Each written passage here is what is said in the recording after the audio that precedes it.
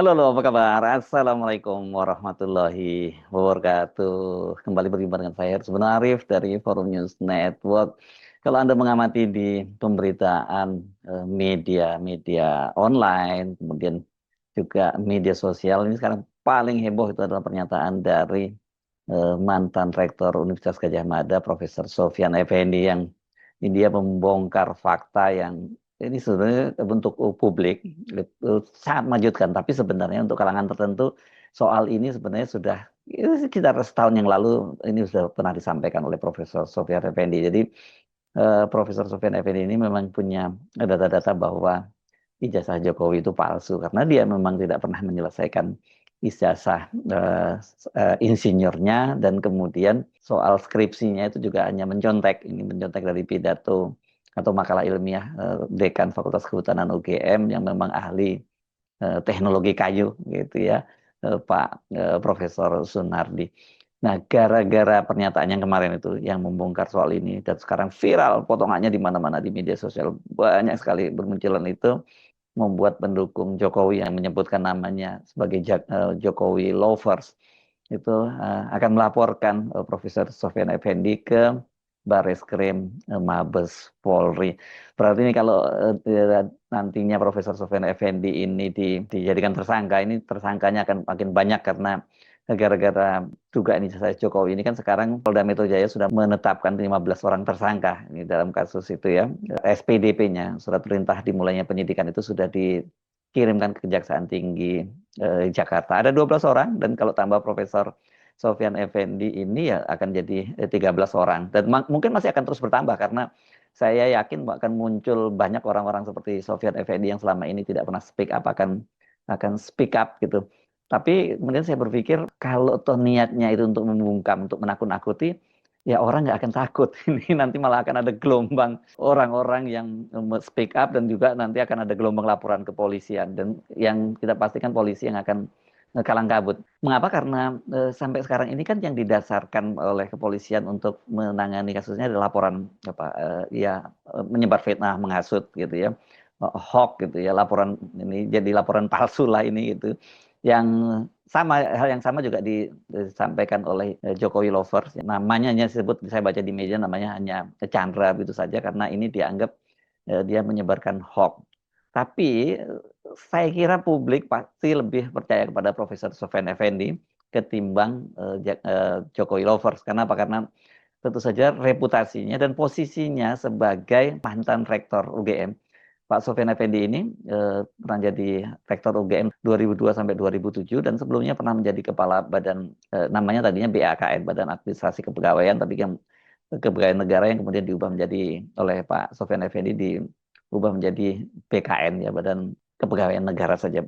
Kalau tadinya Badan Administrasi Kepegawaian Negara, sekarang Badan Kepegawaian Negara. Laporan ini memang belum disampaikan ke Barreskrim, tapi ini merupakan reaksi atas viralnya video Pak Sofyan Effendi.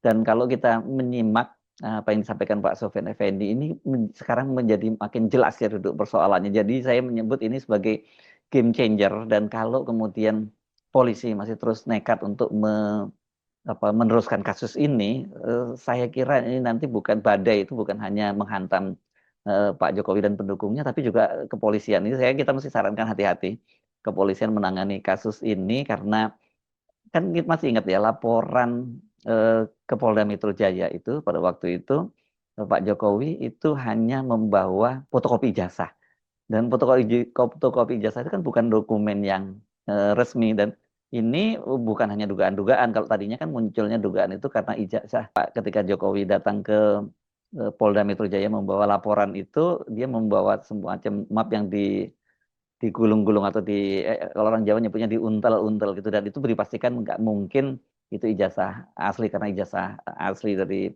UGM itu tebal, dan kemudian itu dipastikan juga oleh Kepala Bidang Humas Polda Metro Jaya, Kombes Ade Arisam Indradi, yang dia menyatakan bahwa itu fotokopi yang dibawa ya. Jadi itu diulang beberapa kali. Jadi bagaimana mungkin kemudian polisi yang menjadi basisnya ini kan, kalau disebutkan misalnya ini tuduhan ini adalah menyebar hoax, berita palsu, menghasut dan sebagainya, kan yang jadi dasar adalah ijazah aslinya. Nah, soal ijazah aslinya kan sampai sekarang itu sudah ada kepastian setidaknya ini menurut versi dari mantan rektor. Tentu mesti kita juga harus bersikap secara fair, harus memberikan kesempatan membuktikan bahwa itu ijazahnya palsu atau tidak. Tapi kan persoalan ijazah itu sekarang siapa yang punya ijazahnya kan nggak jelas.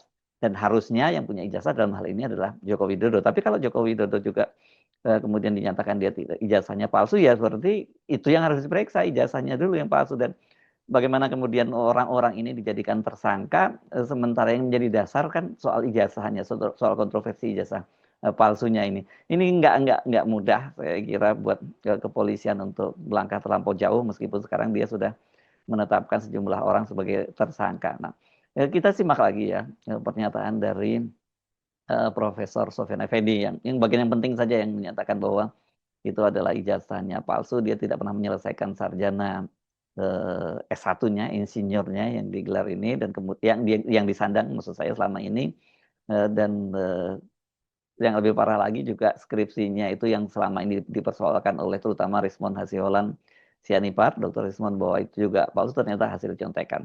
Jadi pada waktu Pratikno jadi rektor, iya, kan dia mengatakan dia yang melakukan, menjadikan Jokowi itu alumni UGM. Iya. Dia aturlah semua. Yang dulu nilainya itu di bawah 2 IP-nya, IPK-nya, iya, kemudian dirubah-rubah nilai-nilai, iya, itu, kemudian ditambah sehingga dia lulus program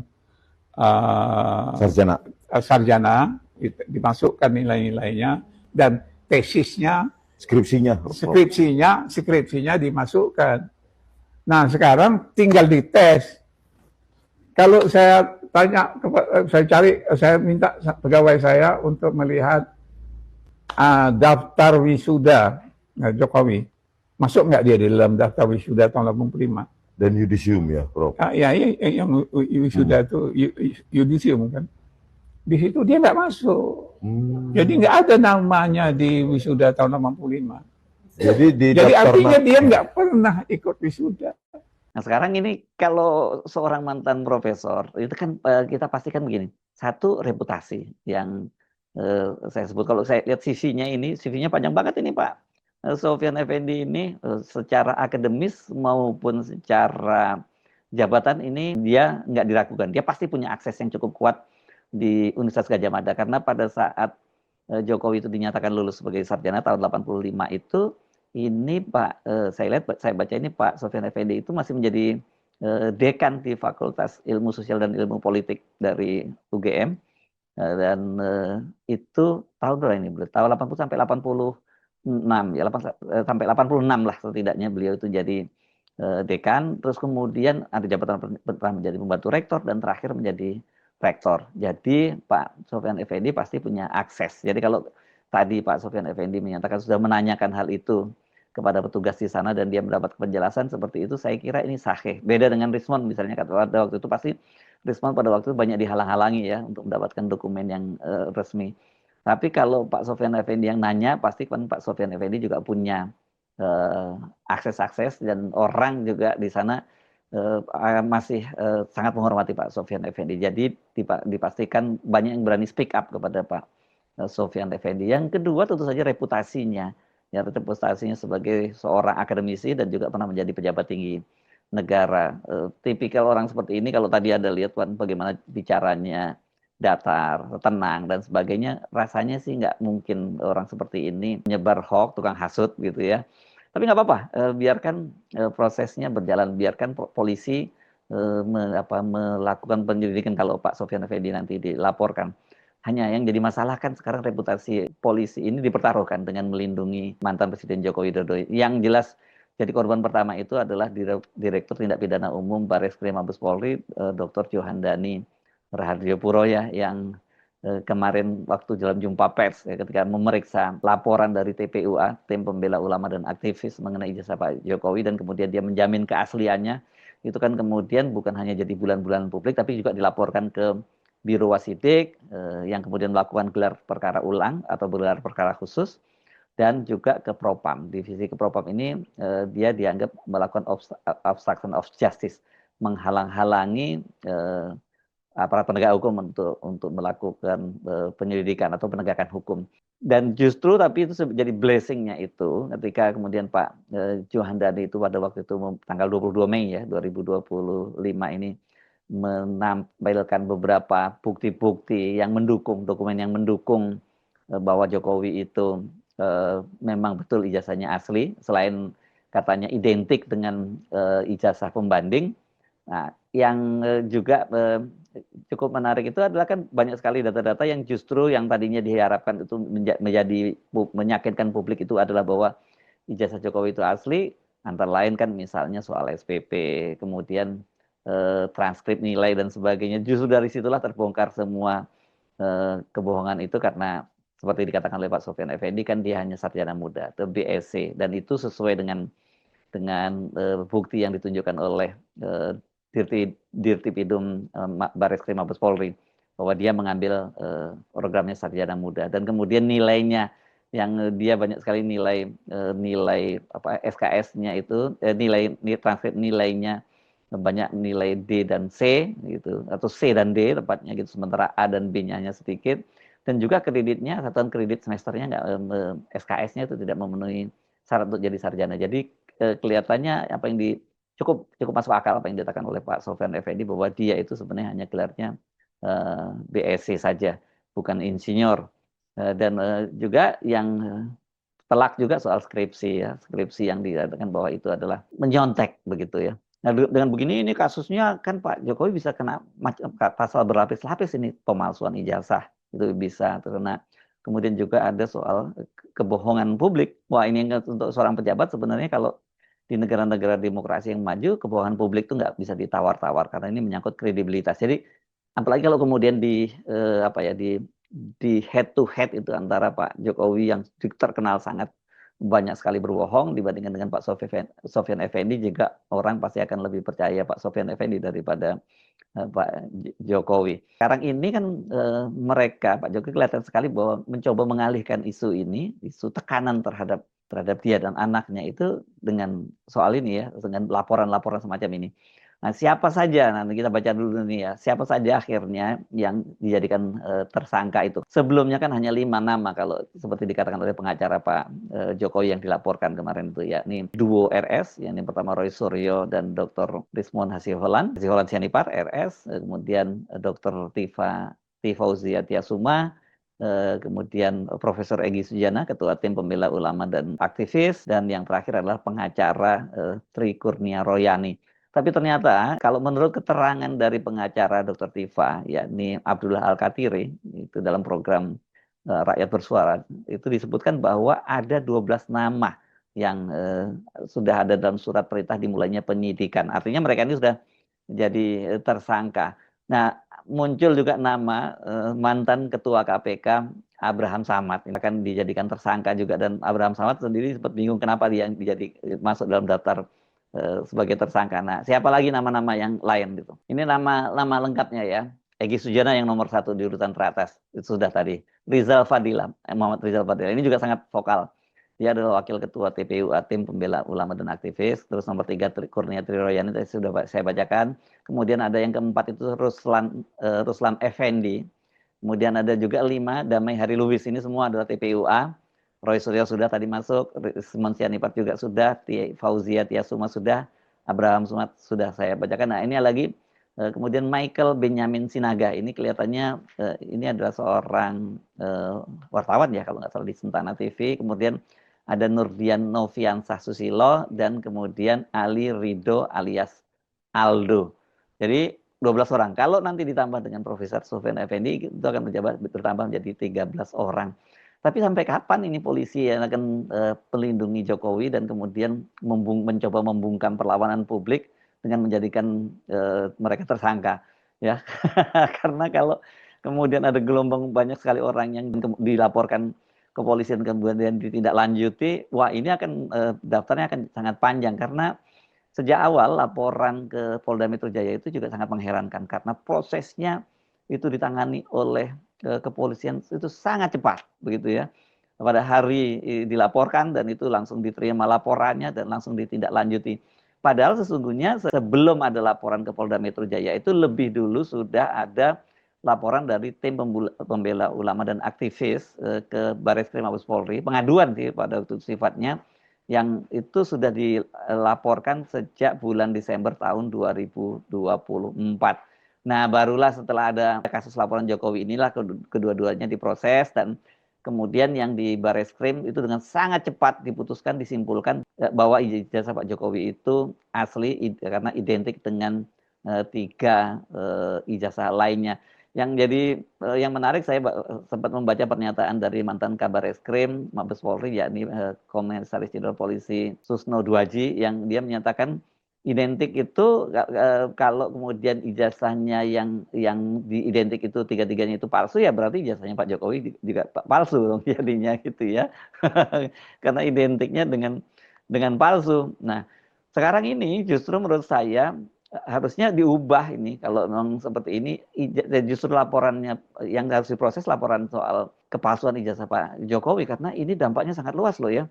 Katakanlah benar gitu ya, bahwa Pak Jokowi itu seperti dikatakan oleh Profesor Sofyan Effendi, dia sebenarnya hanya BSc karena dia tidak bisa melanjutkan ke S1 karena dia nggak lulus mata kuliah dasar umum. Kalau dia ini kan ada mata kuliah dasar umum yang dia tidak lulus, dan biasanya waktu itu rupanya aturannya orang kalau sudah nggak lulus mata kuliah dasar umum dia nggak boleh melanjutkan menjadi S1.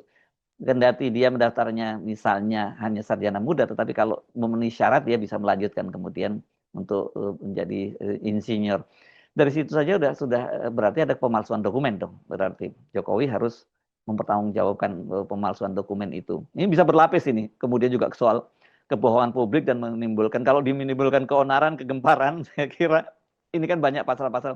Orang kemudian teringat dengan membandingkannya dengan kasus Habib Rizik Sihab yang pada waktu itu era COVID itu kan dia pada waktu itu tuh di swab maksud saya di Rumah Sakit Umi di Bogor, dan belum ada hasilnya. Pada waktu hasilnya apakah dia positif atau tidak, ketika ditanya dia menyatakan bahwa alhamdulillah dia sehat gitu, dan kemudian terbukti ternyata dia positif. Itu pun kemudian Habib Rizik Sihab harus mendekam di penjara, harus disidangkan, dan kemudian prosesnya kita tahu sampai ada penembakan di KM 50 dan sebagainya.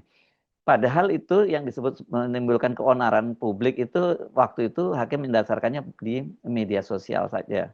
Nah, sementara kalau Pak Jokowi ini menggemparkannya bukan hanya seluruh Indonesia, sampai dunia juga menyoroti soal itu. Jadi kalau dibandingkan dengan ini, ya Pak Jokowi itu bisa kena gitu.